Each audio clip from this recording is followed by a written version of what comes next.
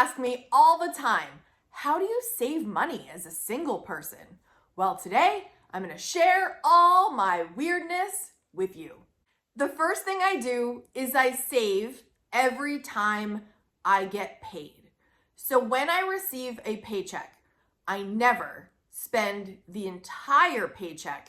I have made it a personal policy to save some of it. This is a habit, like a muscle you've got to flex over time. At first, it might be a very small amount, and that's okay. It's creating the habit of not spending every single dollar that you earn and making that habit of saving every single time. Every time money comes in, save a small portion of it. Eventually, it'll grow to a bigger amount once you get into this habit and once you see that, oh, hey, I am capable of saving a little bit. Every little bit counts. Save every time you get paid. James Clear, the author of Atomic Habits, says, changes that seem small and unimportant at first will compound and turn into remarkable results if you're willing to stick with them for years. The compounding of these habits is magical. The second thing I do, and I'm telling you guys, I'm giving you the nitty gritty. I'm telling you the secret sauce. And you might want to try these things, and some you might be like, that's not for me. But the next thing I do is I pretend that I make less than I do. In order to save every time I get paid, if I made, for example, $1,500 take home for a paycheck, no, I didn't. No, I didn't. Yes, I did, but no, I didn't. I pretend that is not what I made. I made less than that. And the amount that I want to put in savings goes right into savings, right? So I didn't make $1,500. I made $1,400. I made $1,300. Whatever my savings goal is, I pretend that is what I took home. I automatically allocate the money that I need to save into savings, and that is what I work from. I didn't even make that money. It's not even there. I know some of you right now just heard that and are thinking, oh, if I have the money, I have to spend it. Listen, it might take a little time to develop this strategy. I am to the point where I could have $20,000, hopefully in a high yield savings account, just sitting there readily accessible, and I can easily pretend it's not there. I just act like that is not even mine and go about my business. I'm 45, right? I'm not like a kid in the candy store with money burning in my pocket. I gotta spend it. I don't think that way anymore. So I just wanted to share with you, that's kind of my mentality. I can pretend it's not there and I can put it toward the thing that I really want to spend toward, which is paying off my mortgage. Isn't adulting so fun when you are a person that just gets excited about paying off your mortgage? Not everyone feels that way, but I don't want debt. It's my only debt left, and I've got eyes on the prize. Ooh. All right, this one might ruffle a couple feathers, but I'm gonna tell it like it is, okay? Number 3, only work what you are paid for until it's a choice. That is my little caveat. What I mean by that, I'm just gonna be so straightforward with you. I used to be the person that got to work early and got situated and worked above and beyond. And then at the end of the day, I would stay a little later, put the little extra time in to really show that I am going above and beyond and I am a good worker and I'm a good employee. And listen, when you are a single person that is trying to pay the bills, now I just work what I'm paid for. I get there when it's time to clock in, maybe a couple minutes early, but make sure you're on time. I'm very, very, very into being on time. I clock in. When the end of the day comes, I clock out. I have put in my 8 hours. I give you all I've got during my 8 hours, and then I've got to move on to the next thing that's going to make me additional money. So if you are a person that is working extra and not getting paid for it, sometimes that pays off. But in this current year, I'm not doing it. When I clock out, I'm done and I'm moving on. Now, if you don't have a second job, this might just be your work-life balance. Like closing the book at the end of a school period, right? And moving on to the next block. I've talked about that when I've talked about block scheduling with you guys before, but at the end of the 8 hours, I'm moving on to the next thing. That might be time with my son. That might be us exercising. That might be cooking dinner. That might be my next job because I have several streams of income that I work on because I have a YouTube channel, I teach dance, and I have my 40-hour-a-week job. So it is in my best interest to give it all I have while I'm being paid, and then either moving on to personal commitments that also are fulfilling in this life, or moving on to the next thing that is also bringing me income and putting my time into that. For me, that's how I'm choosing to live right now. Get paid for your work. Know your worth, you guys. You got this. Number 4, build one more stream of income. As a single person, I have learned that one stream of income is just sometimes not quite enough. And I feel like when I have more than one stream of income, it makes me feel a little bit more safe, secure, / I have more that I can put into my budget and put my money where I want to put it, right? So I understand that entrepreneurship is not for everyone. I've done a video for you guys about how the 9-to-5 job doesn't have to be the nightmare that people are making it out to be. Some people are like, oh, you all need to, work from home, work on your own. There's lots of styles of work and there's something for everyone. But what I mean about making one more stream of income, and this is the biggest reason, right? I know that you're the only person depending on you, or if you have children, but say you're the only adult, right?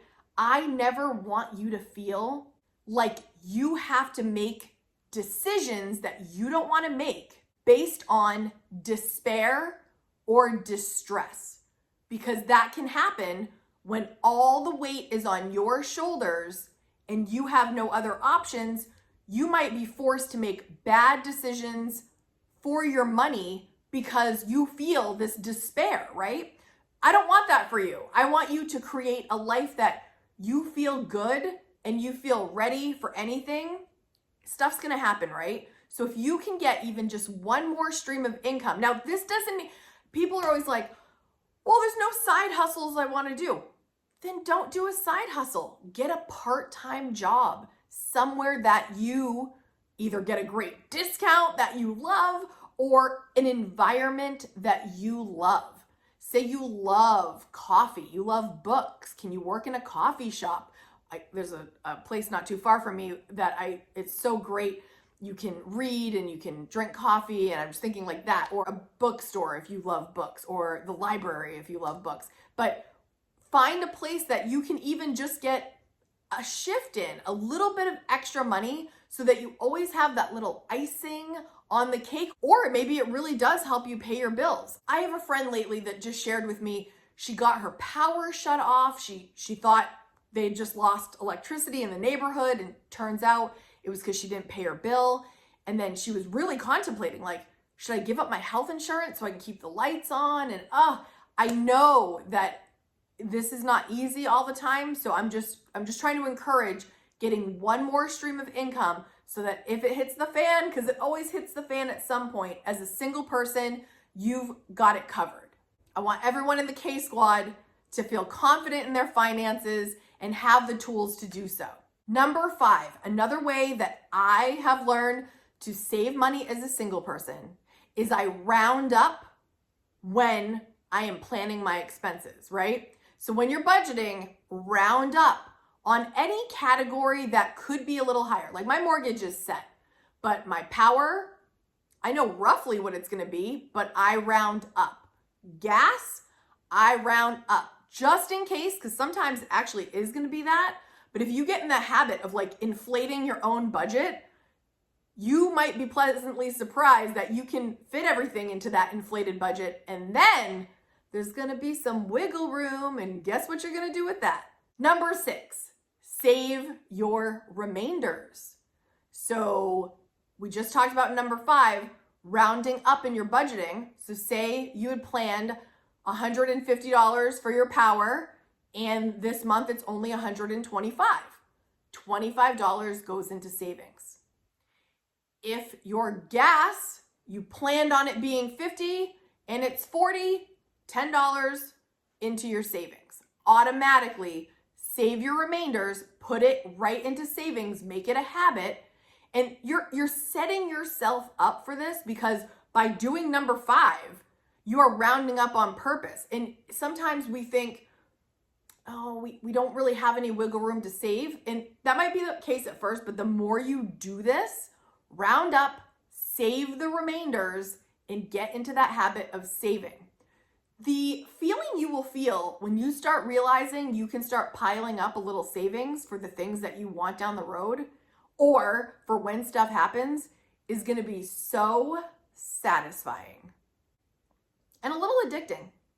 Number 7, put first things first. This is also a habit from the book 7 Habits of Highly Effective People. When you're trying to save money, I always focus on my essentials, right? My household budget is all my essentials. My future Kate, which is the savings. I'm always trying to set myself up for success. That includes my retirement funds. That includes saving for special things going down the road. And then there's room for the other things for the wants, but always put first things first. Make sure your basics are covered. This is how I operate at all times. I'm using my hands a lot. Sorry, guys. It's very dramatic today. I operate like this all the time. I'm always putting household and savings first and wants later. But there's room for wants later once I've taken care of this. But put first things first. Don't put yourself in a bind by going with the wants first. Take care of the needs first and then head over to the wants and enjoy. Number 8, and you might not like this one either. Be willing to do what others won't to reach your goals. When you're trying to save, you can't just do the things you always did, or else you're going to get the same result. But if you know that you want to have savings and you want to not be making decisions based on financial stress, you've got to change a couple things. So I've shared 8 different ways that you can do that, but you've got to be willing to try something new or nothing will change. If you're watching this video right now, I am pretty sure you're looking to make a few changes. You're here to listen to some ideas that might work for you. Some of these are going to work for you. Some of these you're going to be like, nope, not interested. Throw it out. And that's okay. That's why we make these videos. And that's why there's so many creators out here sharing their knowledge, their experience, so that we can help you find what works for you. But there are some people that are not willing to make any changes, and the result is going to be not much. So you've got to be willing to do what others won't if you want to reach your goals, if you want a different result, right? And I'm here to cheer you on. I have a whole channel dedicated to these exact topics. So please take your time, click through, type in any topics that you're interested in. Kate Kaden, budgeting. Kate Kaden, saving money. Kate Kaden, frugal living tips. I've got lots to share and I'm here to help. I've been sharing a lot of content lately about living alone because there's been a lot of people sharing with me that things are happening in their life. They're going through a divorce now. Where do I start?